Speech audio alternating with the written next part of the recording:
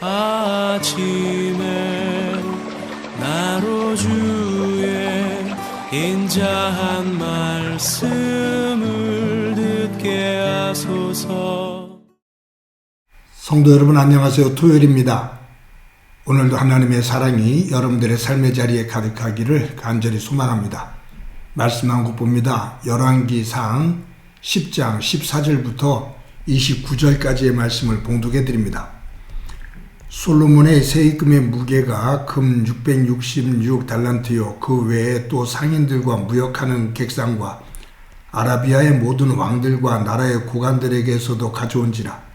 솔로몬 왕이 쳐서 느린 금으로 큰 방패 200개를 만들었으니 매 방패에 든 금이 600세겔이며 또 쳐서 느린 금으로 작은 방패 300개를 만들었으니 매 방패에 든 금이 3만에라. 왕이 이것들을 레바논 나무 궁에 두었더라. 왕이 또 상하로 큰 보좌를 만들고 정금으로 입혔으니 그 보좌에는 6층계가 있고 보좌 뒤에 둥근 머리가 있고 앉은 자리 양쪽에는 팔걸이가 있고 팔걸이 곁에는 사자가 하나씩 서 있으며 또 12사자가 있어 그 6층계 좌우편에 서 있으니 어느 나라에도 이같이 만든 것이 없었더라. 솔로몬 왕이 마시는 그릇은 다 금이요 레바논 나무 궁의 그릇들도 다 정금이라. 은 기물이 없으니 솔로몬 시대에 은을 귀히 여기지 아니함은 왕이 바다에 다시스 배들을 두고 히람의 배와 함께 있게 하고 그 다시스 배로 3년에 한 번씩 금과 은과 상아와 원숭이와 공작을 실어왔음이더라. 솔로몬 왕의 재산과 지혜가 세상의 그 어느 왕보다 큰지라.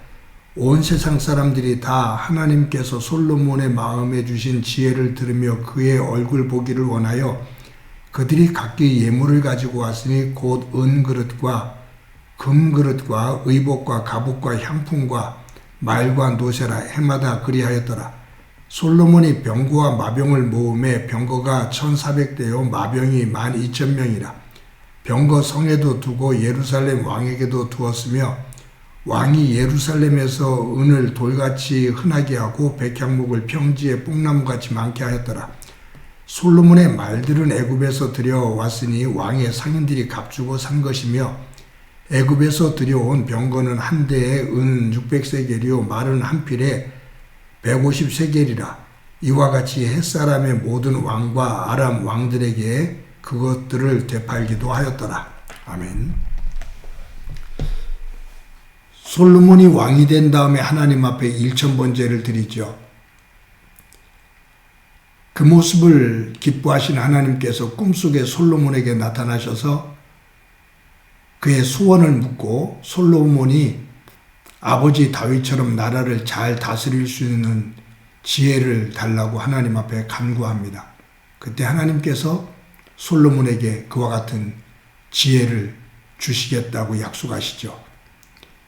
하나님은 솔로몬에게 지혜만을 주시는 것이 아니라 그에게 모든 부귀영화를 누릴 수 있는, 세상의 어느 왕도 솔로몬 전과 솔로몬 이후에 솔로몬처럼 누릴 수 있는 그 영광이 없을 거라고 이 솔로몬에게 그만큼 풍요로운 삶의 자리를 허락해 주십니다.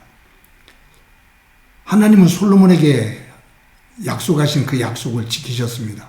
오늘 본문에 보면 하나님께서 솔로몬에게 얼마나 많은 물질의 복을 쏟아 부어주셨는지를 볼 수가 있죠.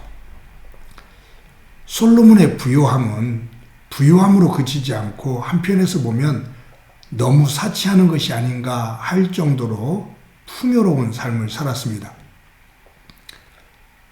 솔로몬 시대는 은을 귀한 것으로 여기지 않았다고 말합니다. 너무 흔했기 때문에. 그래서 오늘 본문에 보면 은을 돌같이 여겼다라고 말을 합니다. 세상 사람들이 솔로몬을 부러워합니다. 솔로몬의 지혜를 부러워하죠. 그런데 가만히 보면 솔로몬의 지혜를 부러워하는 것 같아 보여도 사실은 솔로몬이 세상에서 누렸던 부귀영화를 부러워하는 것이 훨씬 더 큽니다. 내 자녀손들이 솔로몬과 같은 지혜를 가지고 살기를 원하지만 궁극적인 이유는 솔로몬처럼 풍요로운 부귀영화를 누리는 삶을 살기 위해서 그 지혜를 원할 때가 많습니다. 여러분, 그러나 솔로몬의 삶을 보면 솔로몬이 하나님으로부터 받았던 그 물질의 축복, 그것이 나중에는 독이 됩니다. 하나님께서 주신 복이 잘못된 것이 아니라 솔로몬이 하나님으로부터 받은 복을 잘못 관리했기 때문입니다. 우리가 지금 읽었던 이 10장은 솔로몬이 하나님으로부터 받았던 물질의 놀라운 축복에 대한 이야기죠. 그런데 이 바로 이어서 나오는 11장에 보면 솔로몬의 마음이 하나님을 떠납니다. 그리고 악을 행합니다. 그 이유는 뭐냐면 솔로몬이 교만한 마음을 품고 하나님의 은혜라기보다 자신의 힘인 것처럼 과시를 해요. 그래서 이 열왕기상 10장은 솔로몬 시대의 정점인 삶을 말하고 있습니다. 11장부터는 하강곡선을 그리기 시작합니다. 그리고 결국은 멸망이 되어지고 솔로몬이 다스렸던 나라가 남과 북 두 개로 갈라지게 되죠. 다시 한번 말씀드리면 이 열왕기상 10장은 솔로몬이 누렸던 삶의 정점입니다. 11장부터는 하강곡선을 긋게 된다. 그것은 겸손할 때, 솔로몬이 겸손할 때 하나님께서 그에게 모든 것들을 부어주셨고, 솔로몬이 교만을 떨기 시작할 때, 그리고 하나님으로부터 멀어질 때 하나님께서 거두기 시작하십니다. 이러한 솔로몬의 삶의 모습을 보면서 생각나는 말씀이 있죠. 잠언서 30장 7절 9절의 아굴의 기도입니다. 유명한 기도죠. 제가 한번 다 알고 계시지만 읽어드립니다. 내가 두 가지를 주께 구하였사오니 내가 죽기 전에 내게 거절하지 마시옵소서. 곧 헛된 것과 거짓말을 내게서 멀리 하옵시며 나를 가난하게도 마옵시고 부하게도 마옵시고 오직 필요한 양식으로 나를 먹이시옵소서. 혹 내가 배불러서 하나님을 모른다. 여호와가 누구냐 할까 하며 혹 내가 가난하여 도둑질하고 내 하나님의 이름을 욕되게 할까 두려워함이니이다. 아굴이 하나님 앞에 기도할 때 제가 죽기 전에 두 가지를 허락해 주십시오. 하나는 헛된 것과 거짓말을 내게서 멀리 하게 해 주십시오. 헛된 것 추구하지 않게 하시고 거짓말하며 살지 않게 해 주십시오. 영적인 부분이죠. 그리고 나서 이어서 한 가지 더 구하는 것이 나로 하여금 가난하게도 하지 마옵시고 너무 부하게도 하지 마옵소서. 너무 가난하면 내가 하나님의 영광을 가릴까?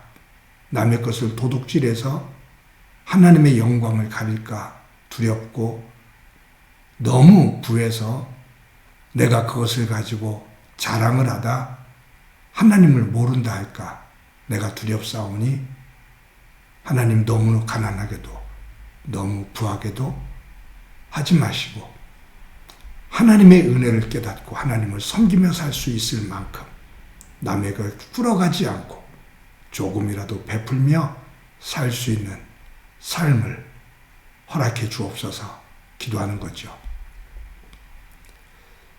아굴은 가난도 부도 무엇 중심이냐면 하나님을 섬길 수 있는 것, 하나님이 하나님이 되어지는 것, 그것을 그 어떤 것보다도 소중하게 여겼던 사람입니다. 솔로몬은 하나님으로부터 놀라운 축복을 받았는데 그 축복을 제대로 관리하지 못하고 교만을 떨다 그 축복이 그의 교만으로 독이 되어 결국은 무너지고 맙니다. 사랑하는 성도 여러분, 오늘도 저와 여러분이 하루를 살아갈 때 하나님 안에서 우리의 삶의 자리를 잘 돌아보고 아굴의 기도처럼 하나님 중심으로 있으면 있는 대로 없으면 없는 대로 하나님의 백성으로 온전히 살아가고 그 후에 하나님의 은혜가 더해지며 하나님의 돌보심을 노래하는 감사하는 삶의 자리가 되어지기를 간절히 소망합니다. 한번 기도드립니다. 하나님의 은혜를 감사합니다. 오늘도 귀한 날 주신 것 감사합니다. 솔로몬이 겸손하게 무릎을 꿇을 때 하나님께서 그에게 놀라운 축복을 주셨고 솔로몬이 하나님으로부터 받은 그 축복을 가지고 교만을 떨기 시작할 때 하나님께서 그 축복을 거두시면서 솔로몬의 삶의 마지막과 그의 후손들이 고통 속에 처하는 모습을 봅니다. 하나님 아버지, 하나님께서 우리에게 주신 복을 복으로 알게 하시고 하나님께 영광을 돌리며 하나님의 복의 사람으로 온전하게 설 수 있는 깨어있는 영의 사람이 되도록 도와 주옵소서. 아굴의 지혜를 가지고 오늘도 살게 하옵소서. 예수님의 이름으로 기도드립니다. 아멘.